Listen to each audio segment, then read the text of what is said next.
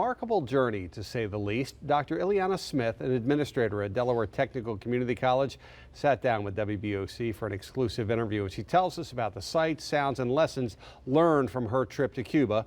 Our Sussex County Bureau Chief, Evan Kozlov, joins us now live from the Bureau. Evan, this was part of the annual International Professional Development Program.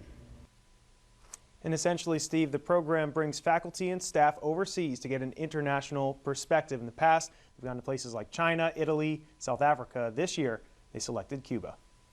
For Dr. Ileana Smith, her journey to Cuba didn't start last month or even last year. It truly began some 50 years ago. I escaped from Cuba by boat when I was 11 years old.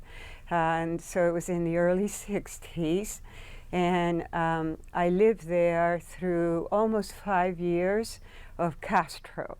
Now, all these years later, she made her return in October and again in May, this time with a group of DelTech educators. She says the voyage was meaningful from the very start. For over 50 years, I have been Cuban in my mind, but I think being there lets me feel Cuban. The group went to Havana, as well as other smaller communities such as Cienfuegos and Trinidad. And as we look through dozens of photos, she says one especially meaningful visit was to a Cuban elementary school. I wore that uniform before I left. So seeing that uniform on a little girl brought back a lot of memories. And Smith says she sometimes worries for these children. The average Cuban is highly educated, but she says this knowledge doesn't always translate into success in a place like Cuba. That's because most professions are still controlled by the government. The average salary is $25 a month. It's a system that's basically upside down. Professionals make the least. Meanwhile, she says it was immediately clear that the arts were a different story. She says it is a big emphasis in Cuban culture, as seen by this 12-year-old piano player. Back on U.S. soil, we ask Smith what she's gained from the trip.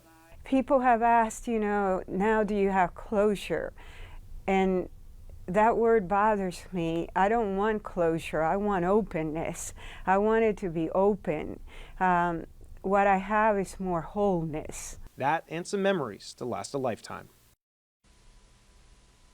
Now, Smith says changes are happening in Cuba, just very slowly. In fact, she says that a number of businesses have popped up. They are only the smaller businesses, though, because the larger ones are still owned by the government.